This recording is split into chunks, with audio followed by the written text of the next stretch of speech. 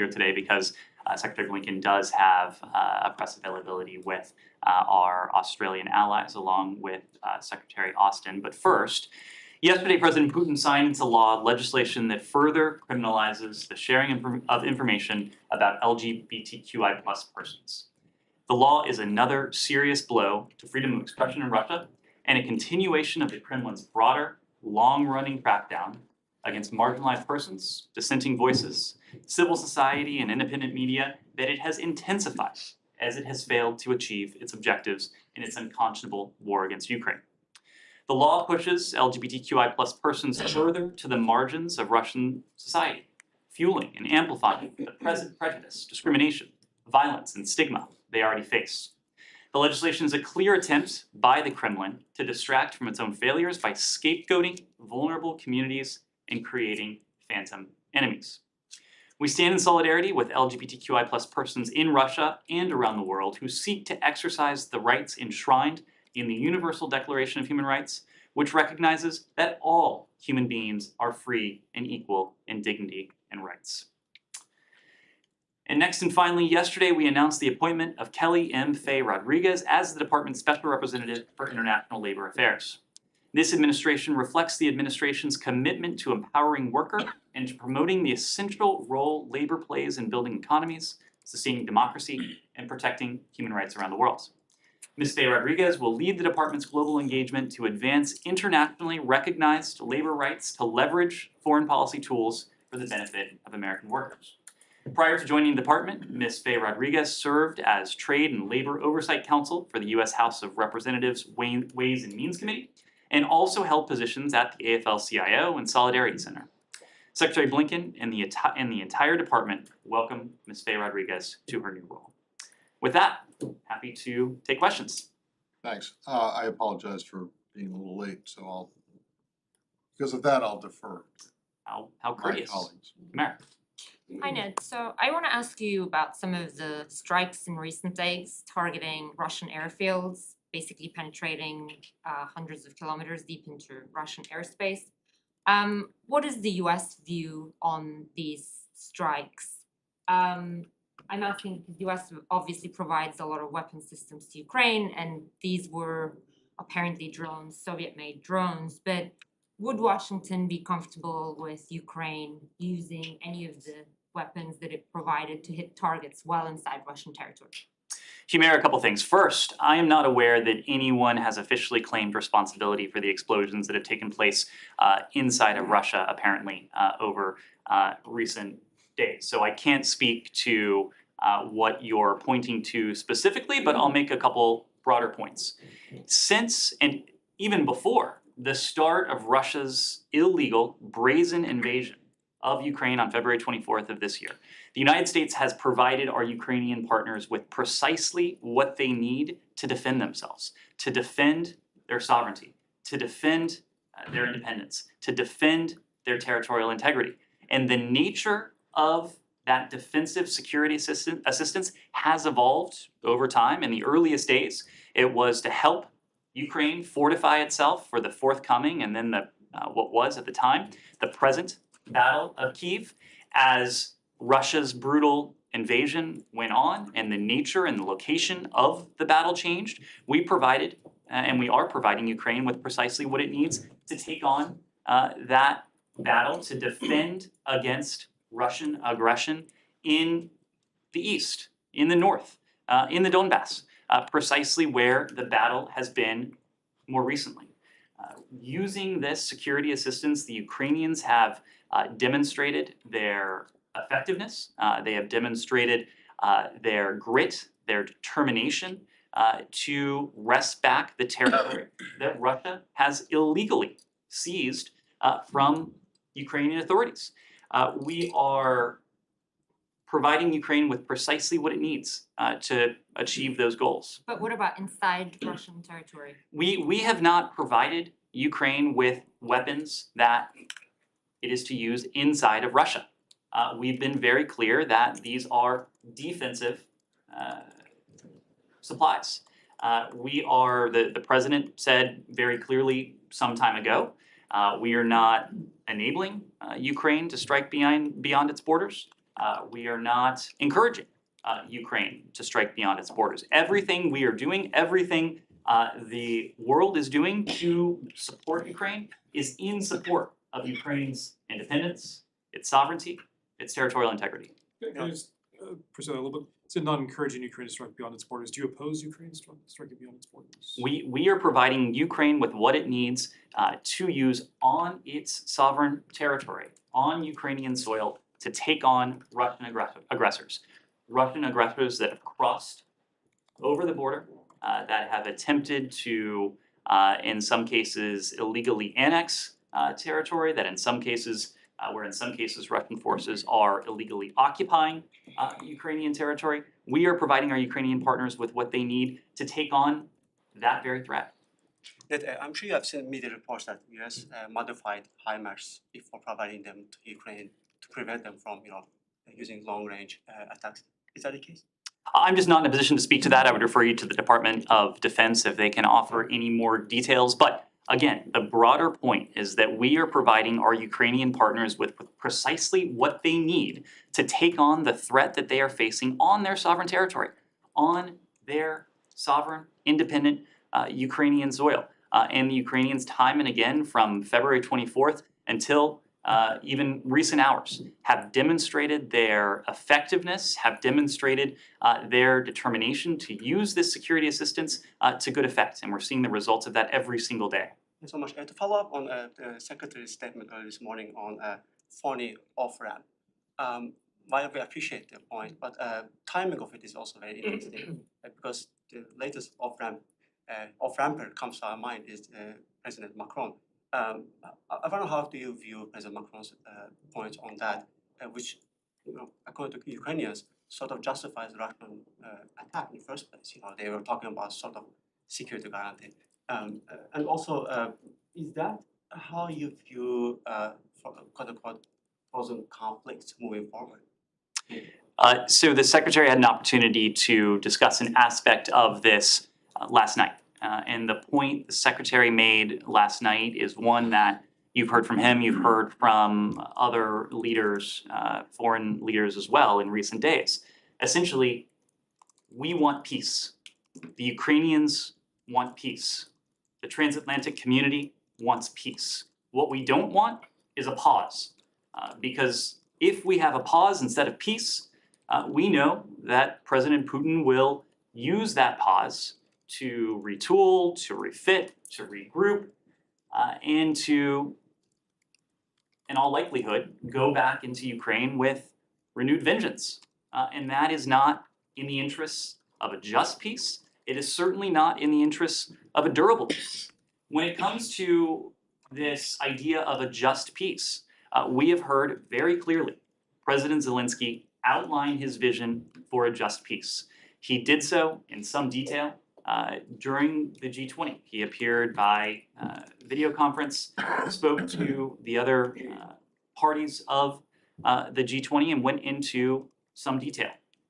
We believe in this idea of a just peace. President Macron, for his part, was, of course, in Washington just last week for the state visit. And we heard very clearly President Macron standing right next to President Biden at the White House. Also embrace the idea of a just peace. We are, as are the Ukrainians, committed to doing everything we can to support Ukraine as it attempts to end this aggression. But if this aggression is going to be ended in a way that is durable, it has to be just. And in order for it to be just, it in some ways also has to be durable. So we're looking at all of this, but as we do, we're seeing very clearly that even as President Zelensky outlines his vision for a just peace, we're seeing this split screen phenomenon. We are seeing missiles, bombs, mortars, shells continue to rain down on Ukraine. And in fact, what was especially jarring is what we saw during the G20. Almost simultaneously to President Zelensky's address to the countries of the G20, we saw renewed and especially horrific Russian attacks, once again targeting energy infrastructure. What are essentially civilian targets? The ongoing Russian effort, an effort that has been ongoing since October, to turn off the lights, to shut off the water, to weaponize winter, as we've heard from our European allies, to essentially starve Ukrainians into submission.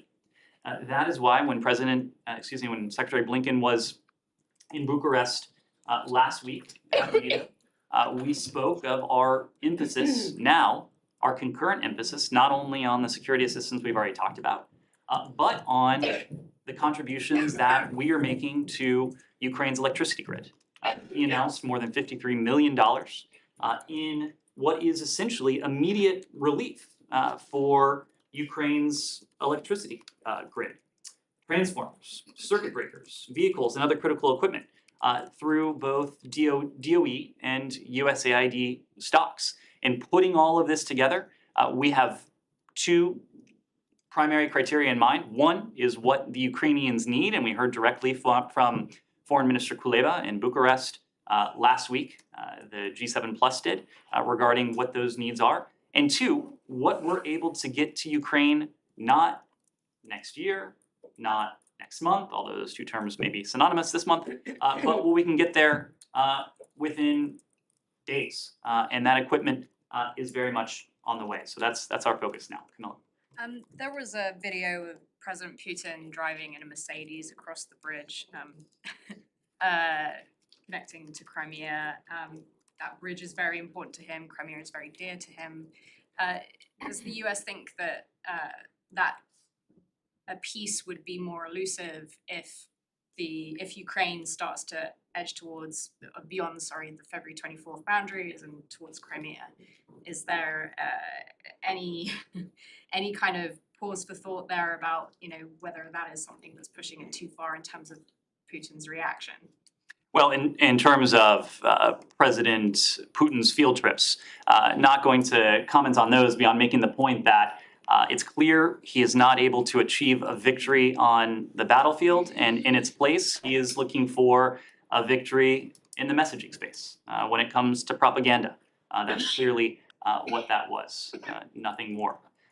Your question regarding the ultimate goals of Ukraine's efforts to retake its territory. You've heard this from us before, you've heard this from us consistently. It is ultimately going to be up to the Ukrainians to decide what their objectives are. Now, right now, the battle that is being waged is in the south, it's in the east, it's been in the Donbass. That is what Secretary Blinken referred to last night. We are providing Ukraine with what it needs to take on the battle where it is right now. But ultimately questions of Ukraine's determination to retake territory that has been captured since February 24th or even prior to February 24th. If you go back to 2014, those are questions for the Ukrainian government as the democratically elected representatives of the Ukrainian people. Yes. Just to follow up on that, could you just clarify Secretary Blinken's comments last night?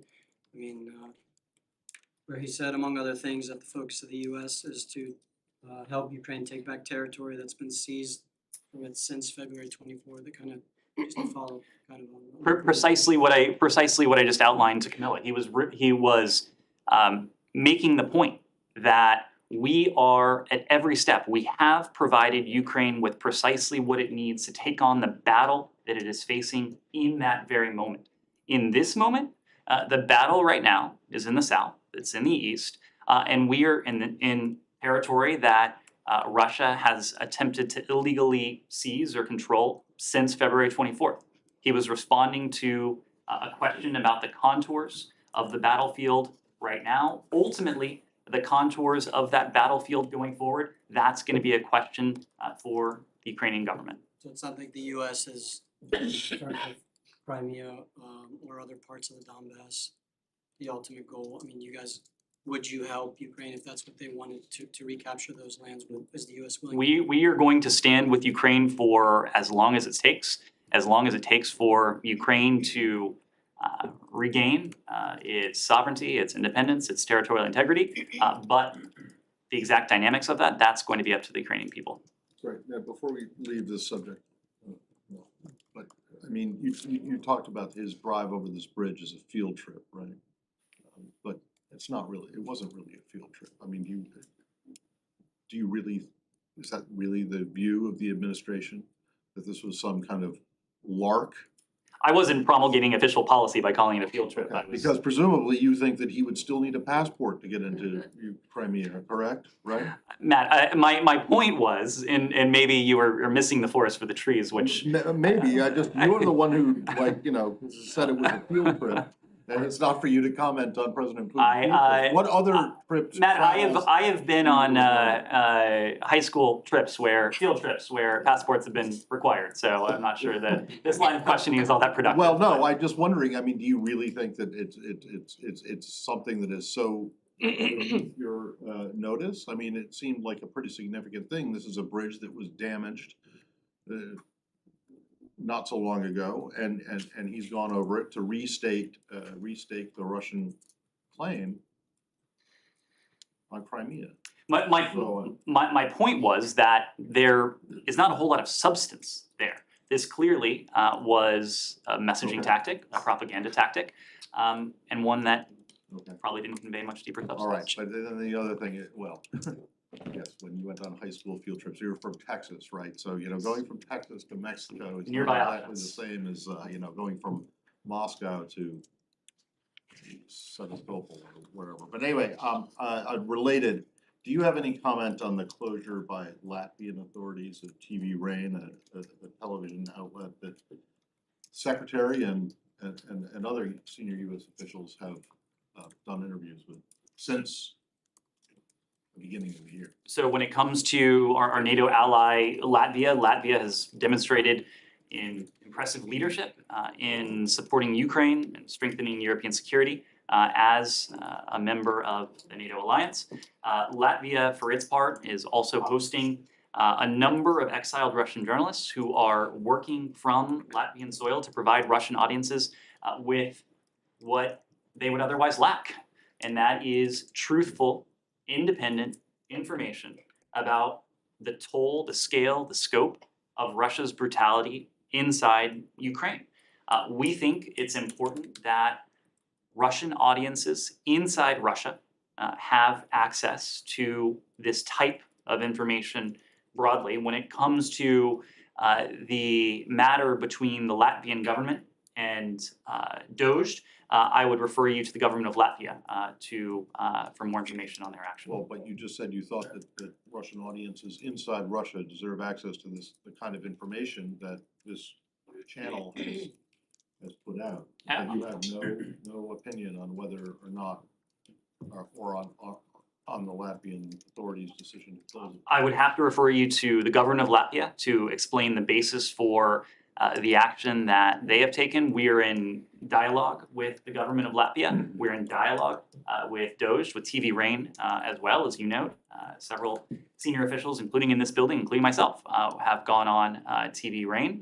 We believe, as a general matter, that the Russian people inside of Russia do need access to independent media. But when it comes to this matter between TV Rain, DOJ, and the government of Latvia, I would need to refer you to the government of Latvia. Well, but when you say you're in dialogue with the government of Latvia about this decision and potentially reversing it?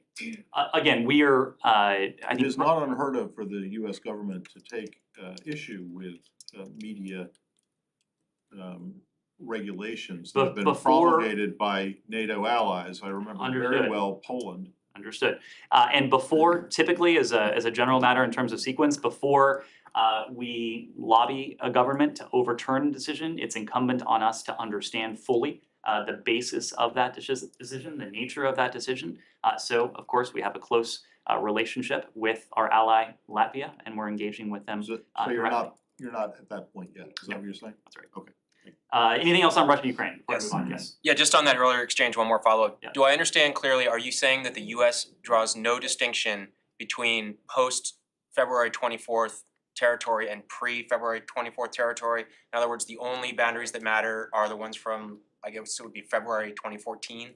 The distinction we draw with all of these questions is that it's a question for the Ukrainian government. It is not a question for the US government. The point I was making before is that we are tailoring the security assistance that we are providing at any particular moment on the timeline to the battle that our Ukrainian partners are facing at that particular moment. So right now, over the past several months, as Ukraine has won the Battle of Kyiv, as Ukraine has wrested back territory that the Russians had illegally taken from them, the battle has been in the south, it's been in the east, it's been in the Donbass. We are providing our Ukrainian partners with what they need to seize back that territory. And one more in Ukraine. You talked about essentially equipment and hardware to help restore the infrastructure and electricity. But looking at the humanitarian problem a little more broadly as we're going into the cold winter, are you anticipating, as some aid groups are, a big spike in refugee flows? And do you think that there's sufficient humanitarian aid and infrastructure to support that right now? If not, what are the plans? We're of course concerned about that possibility, and we're concerned about that possibility because the Russians seem to be taking concerted aim at the Ukrainian people, going after the type of infrastructure that is indispensable for their survival, especially during winter.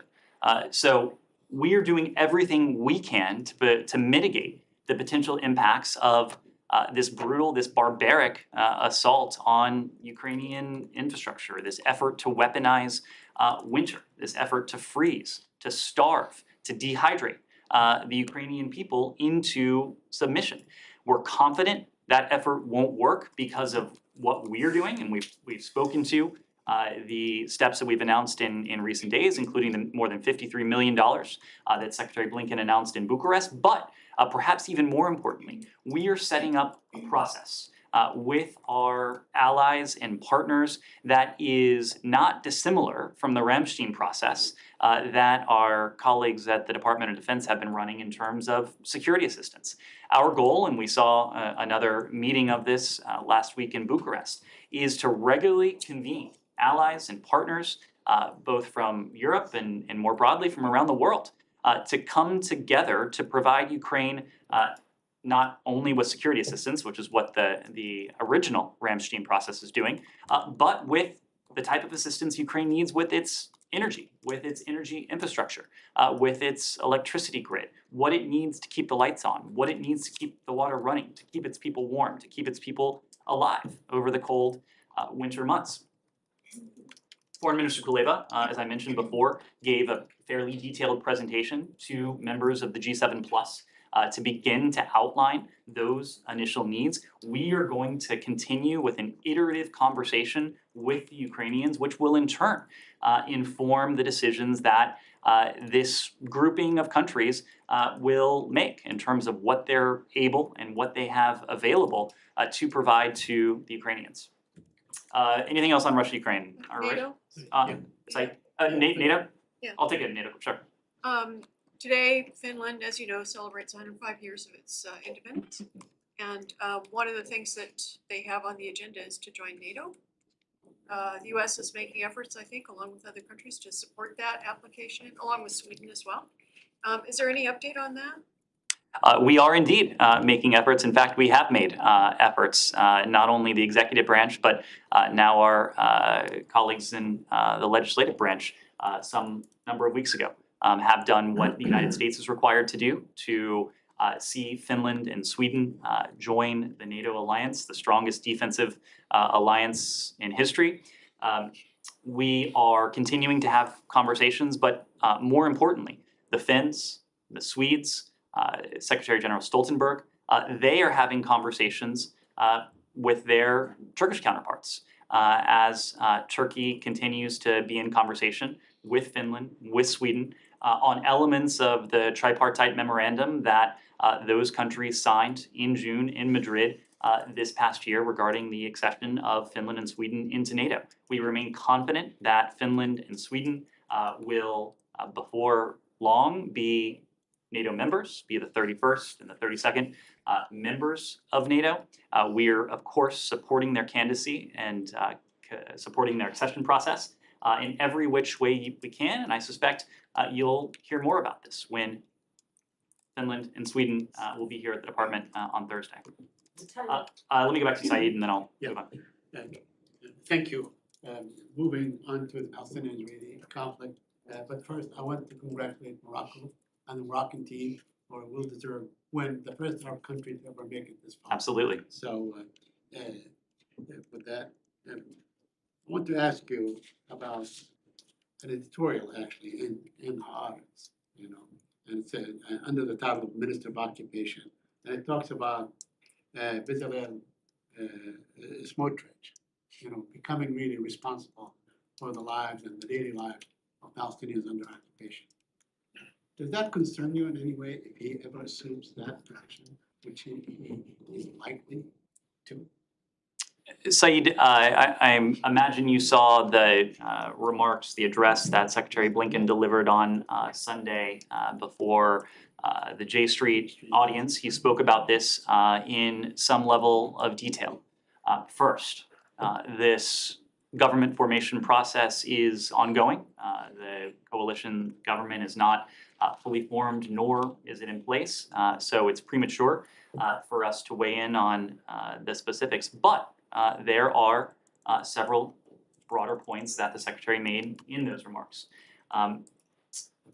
We will gauge, as he said, the government by the policies it pursues rather than individual personalities. This is a point we have made around the world when it comes to democratic elections. We judge people not on how they campaign, but on how they govern. And of course, this government is not yet fully formed. It's not yet in place. Our relationship with Israel is rock solid. It is multifaceted. It is based, of course, on interest, but it has also always been predicated on values. This has been true since 1948. Look at the very identity of Israel and the reason for its creation in the aftermath of World War II. We'll continue to pursue those deepest values, the values that have always, in some form or fashion, undergirded our partnership with Israel: democracy, freedom, human rights, rule of law, equality. The idea that all people, regardless of who they are, should have the opportunity to reach their full potential. That's precisely what the Secretary said at J Street.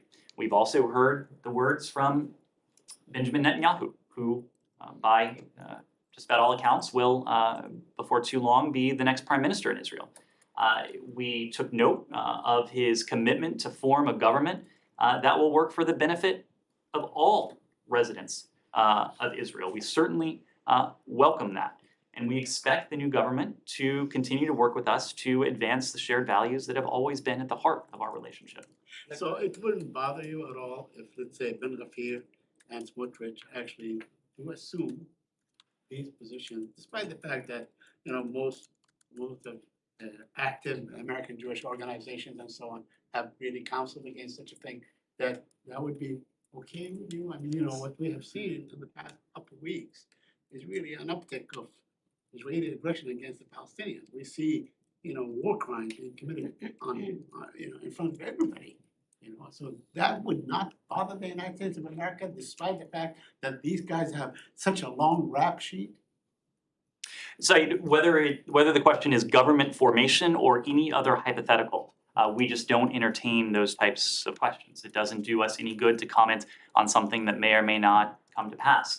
When it comes to governments that haven't been formed, I've been asked this question from this podium for any number of democratic countries around the world. How, whether, will we work with various individuals around the world? And our answer is always the same.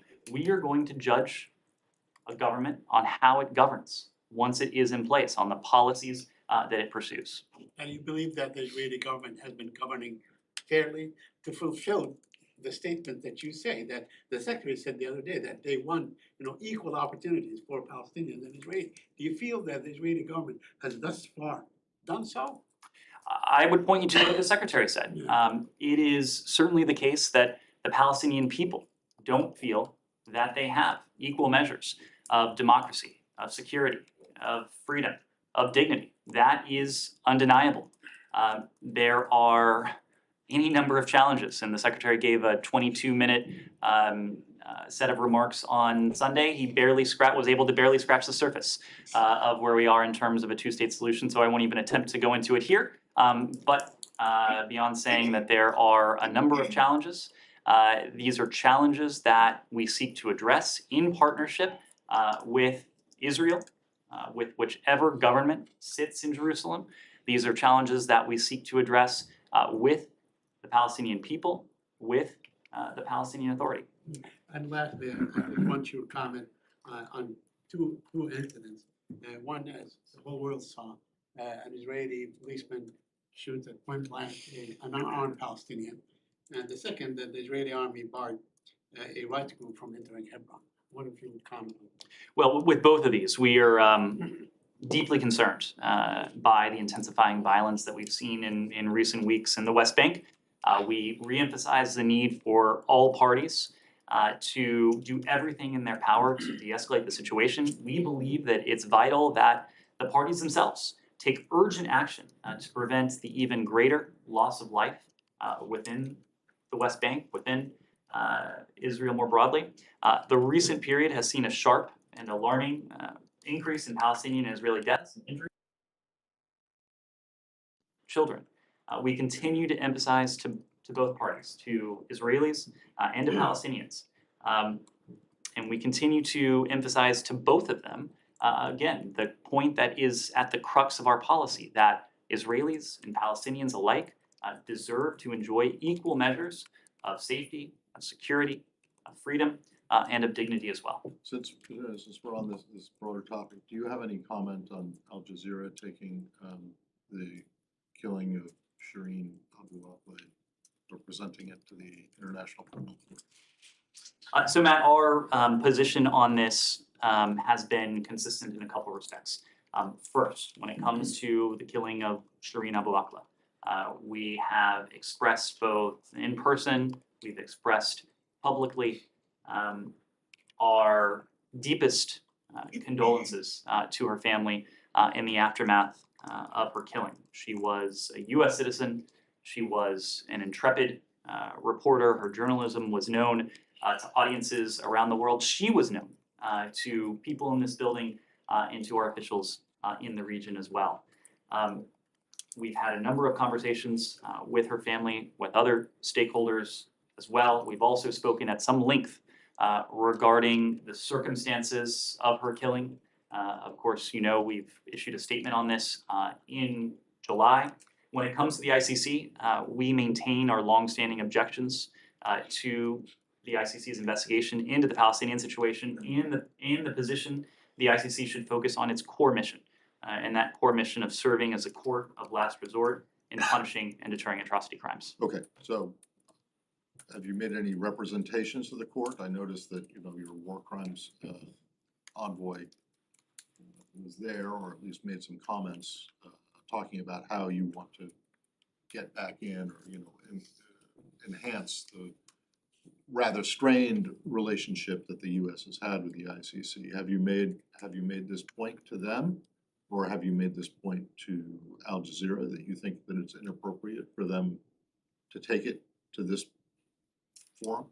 So my understanding, Matt, is that this was a proposal that was floated with only in recent hours, only today, by Al Jazeera. So I don't know that it has been a topic of discussion. I don't know that it would be a topic of discussion unless we had representations from the ICC that they were going to take an opinion one way or another. Well, I mean, on this. she was an American citizen. Of course. So there is, you know, it's not like you have no interest in it Of at course. all. But you oppose it. We oppose it in this case for the reasons that we've discussed. And then two things that you mentioned, when you said that it's undeniable that the Palestinians don't feel that they have equal justice or opportunity. Is it undeniable to you that that is the case, or is it only undeniable to you that they feel that way? It is undeniable that that is the case. That is the case, okay. And so then when you said earlier, prior to that, when you said that Prime Minister designate Netanyahu ran on a campaign that said that his government would benefit, would work to the benefit of all residents of Israel. Are you including Palestinian residents of the occupied West Bank as residents of Israel? This was a statement from Benjamin Netanyahu. It wasn't a statement that I came up with, so you need to direct that question to Benjamin Netanyahu as to what he meant by that. But all citizens of Israel should be treated with equality under the law. Their human rights should be protected. Well, that's different than what you said. You said residents before. Now you're saying citizens of Israel. So do you regard Palestinian residents of the West Bank to be Israeli citizens? So this is a They don't. this is So a do you? this is a question for Israel regarding how it Well, yeah, but recognizes except or that you does started not. the entire thing when you were asked about the appointment of right-wing figures, potential appointment of right-wing figures to the incoming government, you said we judge people not on how they campaign, but how they govern. And then you went and said that Prime Minister designate Netanyahu campaigned on the idea that his government would work for the benefit of all residents of Israel. That was a quote. It was a direct quote. Well, okay, fine, but the problem with it is that you're repeating it, you're accepting that is the idea, and which is fine. No, Matt, But it doesn't, but which Matt, is fine, but I just wanna know, but when you're when- also putting words in my mouth. I said we welcome the statement from Benjamin Netanyahu. That's is going to govern in the that's future, correct. right? Okay, so then that brings me back to the question of when you refer to, or when he refers to all residents of Israel, which is the quote that you used, do you believe that that includes Palestinians who are resident in the West Bank? We believe that all people in Israel, the West Bank, and Gaza should have their rights respected and should have available to them what we've said is at the core of our policy, equal measures of security, of prosperity, of democracy, and of dignity. Okay, and you don't have any reason to believe that Prime Minister designate, incoming Prime Minister designate Netanyahu's government will do anything that will hurt the opportunity for everyone to have equal measures of justice? I will go back precisely to what I said to Saeed. We are not going to prejudge. We will make those conclusions based on how the incoming government actually governs. Can I just follow up on one point there? You said that it's a position of the US that the ICC should be a court of last resort.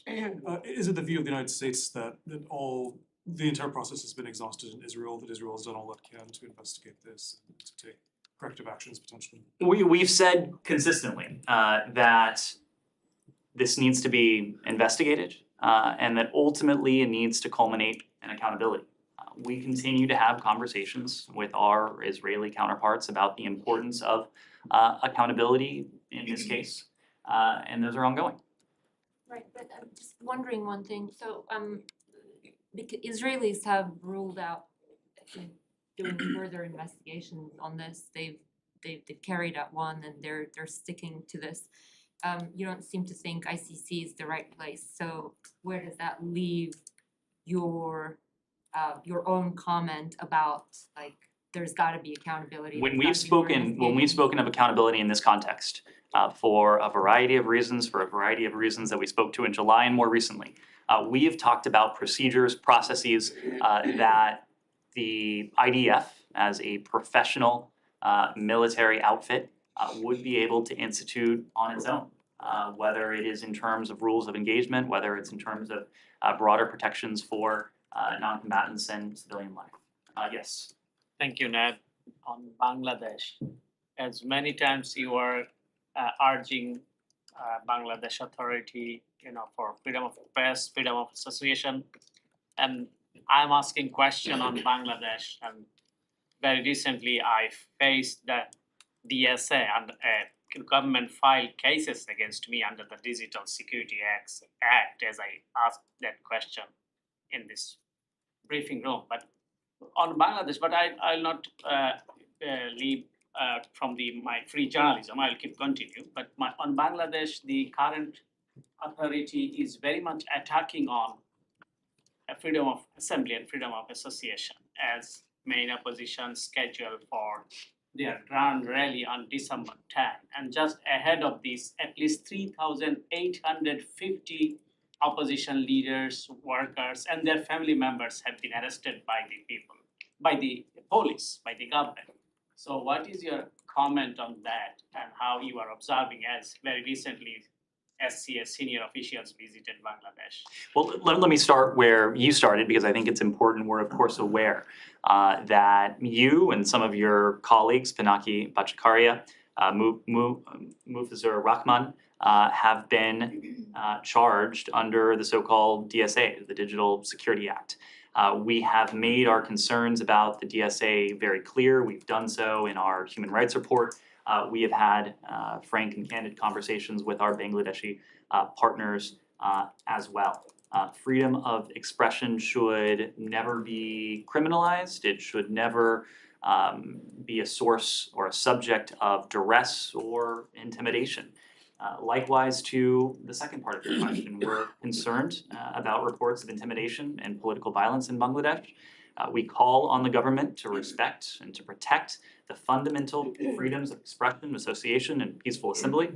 We're also concerned about reports of police harassment, arrests of opposition party members, and restrictions on the ability of the opposition parties to meet and to hold peaceful rallies. We call on all parties in Bangladesh to respect the rule of law and to refrain from violence, from harassment, from intimidation as well. We call on the government of Bangladesh to ensure that no party or candidate threatens, incites, or conducts violence against another party or candidate.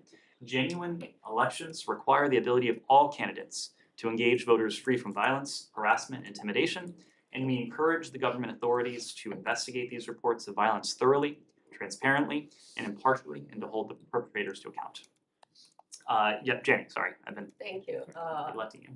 Yeah, two questions on North Korea and China.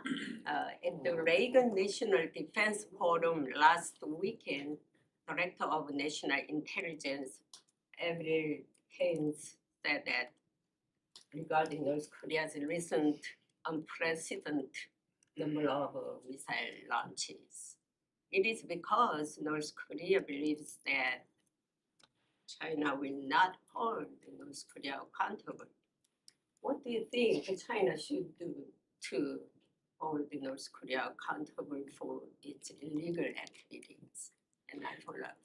Well, without being prescriptive about what might come next, we think it is important that all UN member states, especially important that all members of the UN Security Council, and especially important that all permanent members of the UN Security Council enforce the resolutions that the UN Security Council itself has passed.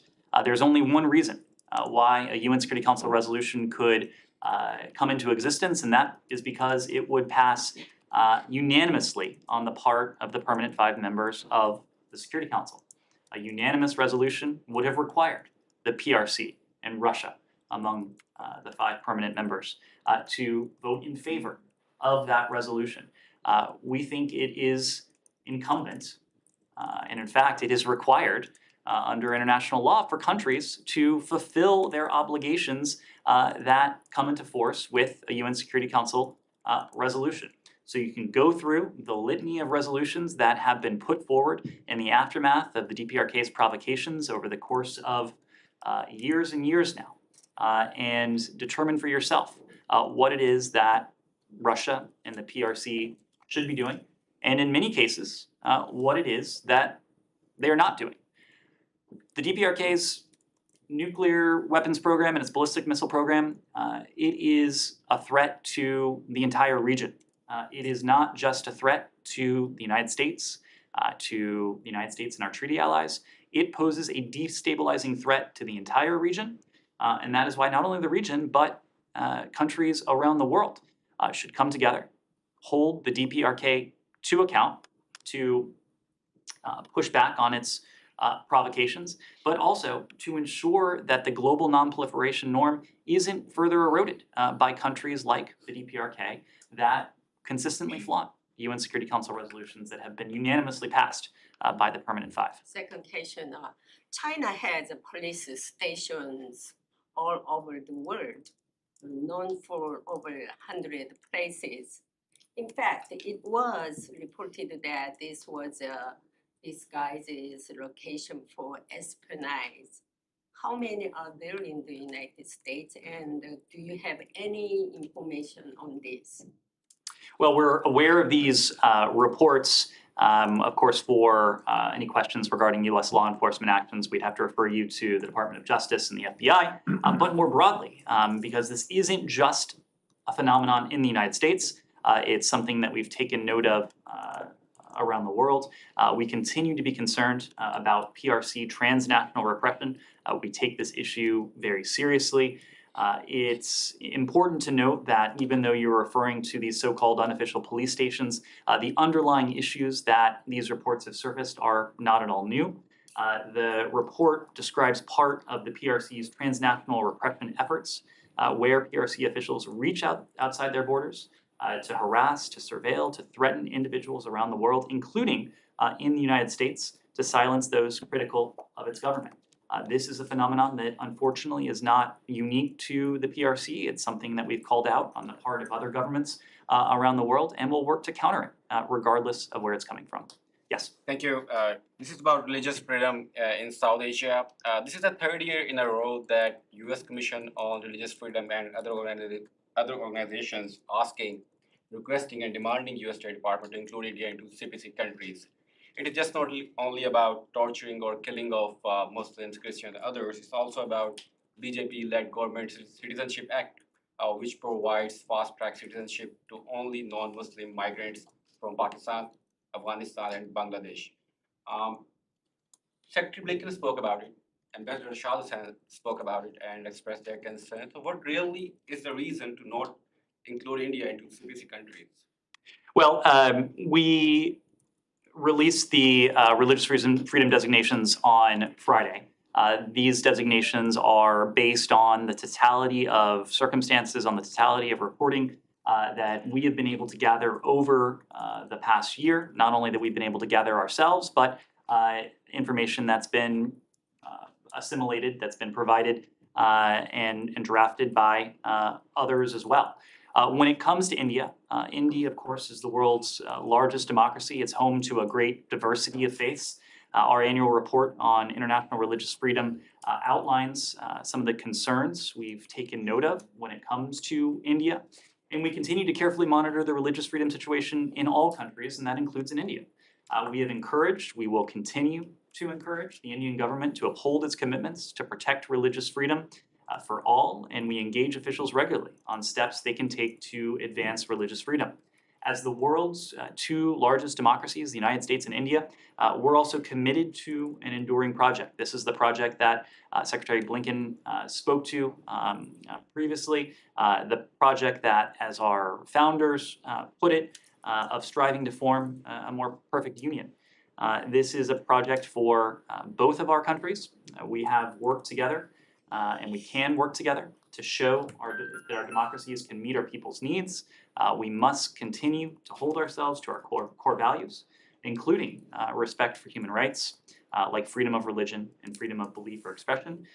That, in turn, makes our respective democracies even stronger. Secretary Blinken, given the totality of the facts and the circumstances, determined that religious freedom concerns in India do not warrant a country of particular concern designation or placement on the special watch list. But of course, these are conversations that we continue to have with our Indian partners and with partners around the world. So U.S. Ambassador in Islamabad, Pakistan met with Imran Khan's party's leadership. And after that meeting, the spokesperson from Imran Khan's party says that they have no problem with the United States, but they have the problem with Mr. Donald Lu. So I was just confused. Donald Lu or State Department, U.S. are different?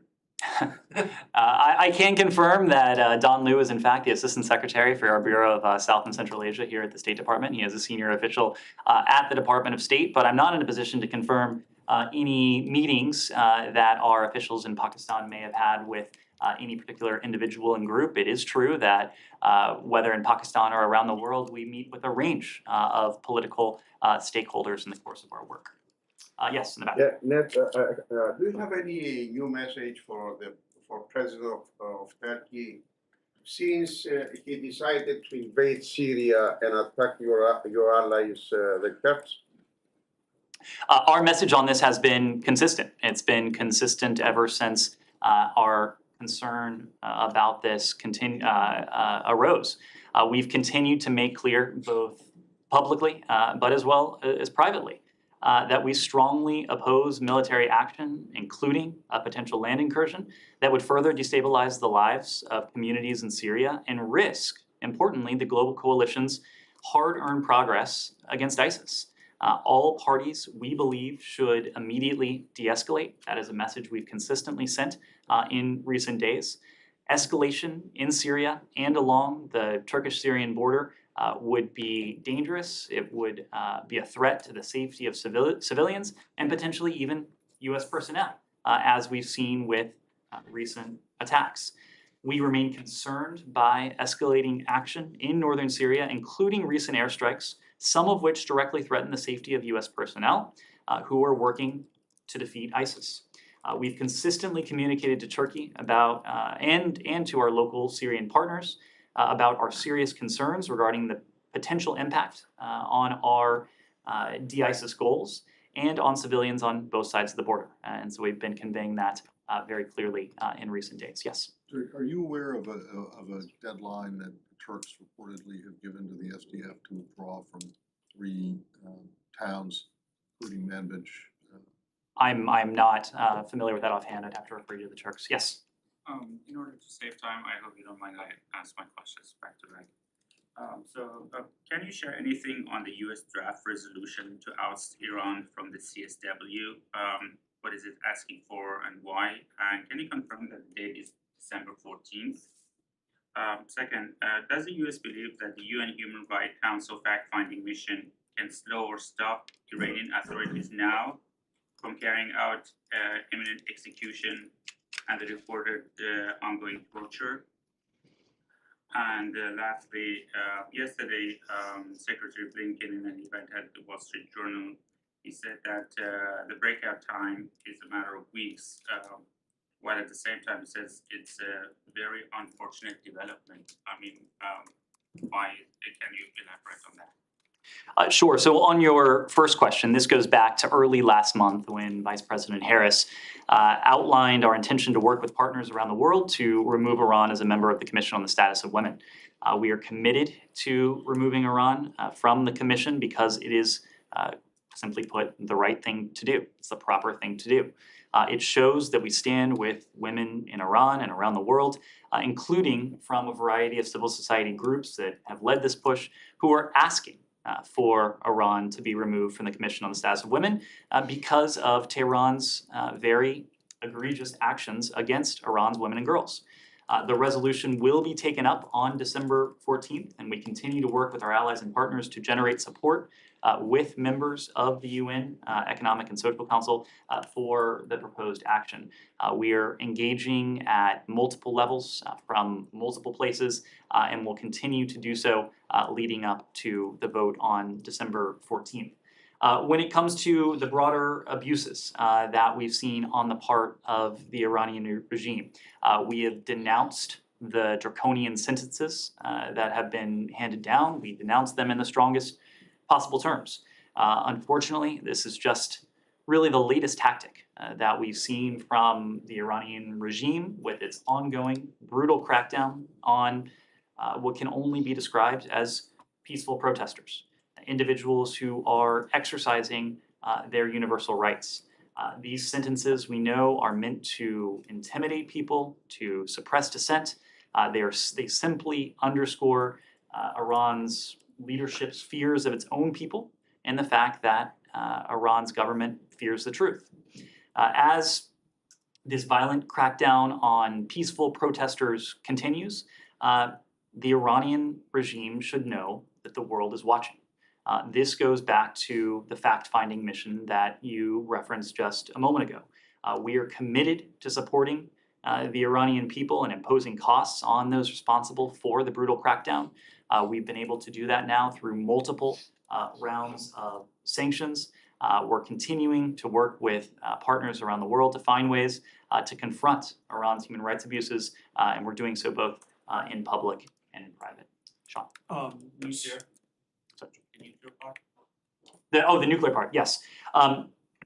When it comes to, and Secretary Blinken did have an opportunity to speak to this on Sunday, but we are aware of Iran's claims that it's enriching uranium to up to 60% purity at Fordo. We already know that Iran has a substantial amount of highly enriched uranium for which it has no credible civilian use, and which could be further enriched to weapons grade should Iran decide to do so. We've been very clear that Iran's apparent notion that it can somehow pressure the IAEA or its member states on the issue of ongoing safeguards investigations, it is deluded in thinking that. Iran will not be in a position to garner any additional leverage by these provocative actions that it has taken. We've made clear many times that Iran's continued nuclear escalations are not only unconstructive, to put it mildly, but they will not provide any additional leverage. They will only lead to additional costs. Two completely separate things. On Haiti, the DHS, I believe it was last night, announced the extension of protected status. Obviously, it's a DHS thing, but could you explain a little bit the thinking behind that, and also if there's any update on stabilization force for Haiti? Have you made any progress with allies? So as is always the case, this is a determination that is made by the Department of Homeland Security in coordination with the Department of State. The decision that was announced last night was to extend temporary protected status for Haitians in the United States for an additional 18 months until August 3rd of 2024, and the redesignation of Haiti for TPS.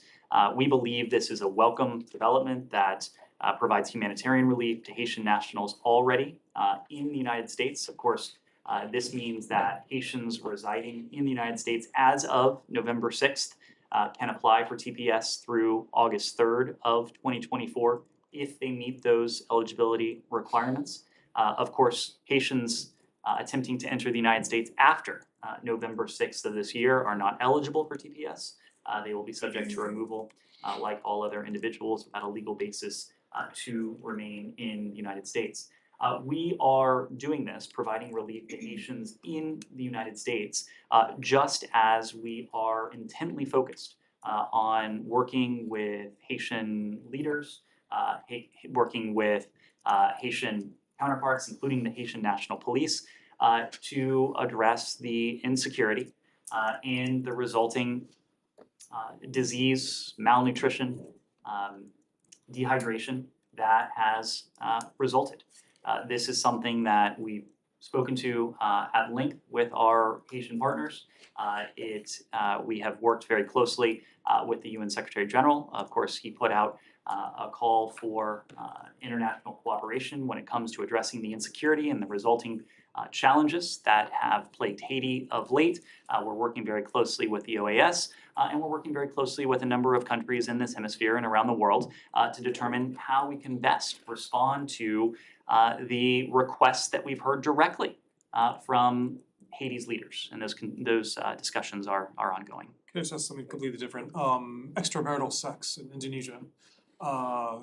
Different topic. Yes, very.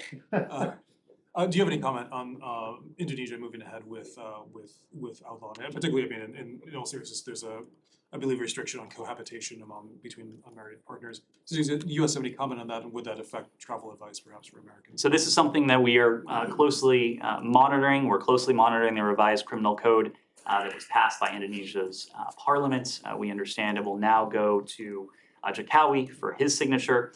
We're still assessing the content of the law, and the implementing regulations have not yet been drafted, but we are concerned regarding how these changes could impact the exercise of human rights and fundamental freedoms in Indonesia. We're also concerned about how the law could impact, to your question, US citizens visiting and living in Indonesia, as well as the investment climate for US companies. Indonesia is a valued democratic partner of the United States. We seek to work together with Indonesia to counter hatred, intolerance, and build more prosperous and inclusive societies.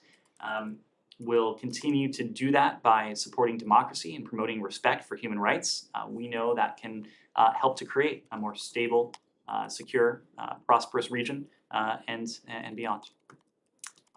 Yes. On Iran, you were talking about the nuclear program. My question is that at the moment there is no prospect of finding a diplomatic solution for, excuse me, diplomatic solution for Iranian nuclear crisis. So why you don't have a clear strategy? How are you going to deter the Iranian nuclear ambitions? Are you waiting for an alarm to go on somewhere saying that Iran has started the military nuclear program, and then what after that? So a couple points. President Biden has made a very solemn commitment to the fact that Iran will never obtain a nuclear weapon. We are determined to see that that is the case.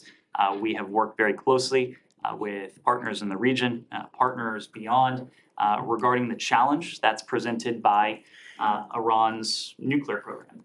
We continue to believe that diplomacy offers the most effective way to ensure that we can fulfill this solemn commitment that Iran will be permanently and verifiably barred once again from obtaining a nuclear weapon. I say once again because prior to the last administration's abandonment of the JCPOA, Iran was in fact permanently and verifiably barred from doing the types of things that are of concern once again. In the midst of what we're seeing in Iran on the part of the brave Iranian people, especially its women and girls, we've made very clear of late that the JCPOA talks are not on the agenda right now. What we're focused on now is ways we can support the protesters across Iran, support their ability to exercise their universal human rights, and hold to account those Iranian officials who are responsible for the brutal repression, who are responsible for efforts to cut off the Iranian people from the rest of the world, including their ability to communicate with the rest of the world and with Iranians themselves. We know that Iran is killing its young people. It's sending UAVs to Russia so that Russia can in turn kill Ukrainians. Our focus for that reason is on practical ways to confront Iran in these areas right now. But we can do all of those things while upholding the commitment that President Biden has made, namely that Iran will never obtain a nuclear weapon. But the IAEA has no eyes in Iran, so you really cannot make sure of that. And we don't see any concrete development. If you want to support Iranian people, we don't see any concrete support other than sanctions or technology support. And when it comes to nuclear, it's just up in the air. We don't see any concrete development again. And other question is about supporting Iranian people. Let's assume that the boldest demand of Iranian people is regime change. Do you support that? We support the ability of the Iranian people to exercise their rights, to demand what it is that they seek. These are questions that are up to the Iranian people. This is not for us or anyone else to decide, of course, because in the first instance, this is not about us. It is not about the United States. The Iranian regime would like nothing more than for this to be about the United States. What the Iranian regime fears is its own people. It fears the ability of its own people to exercise their universal rights, to assemble in the streets, to speak clearly with their own voices.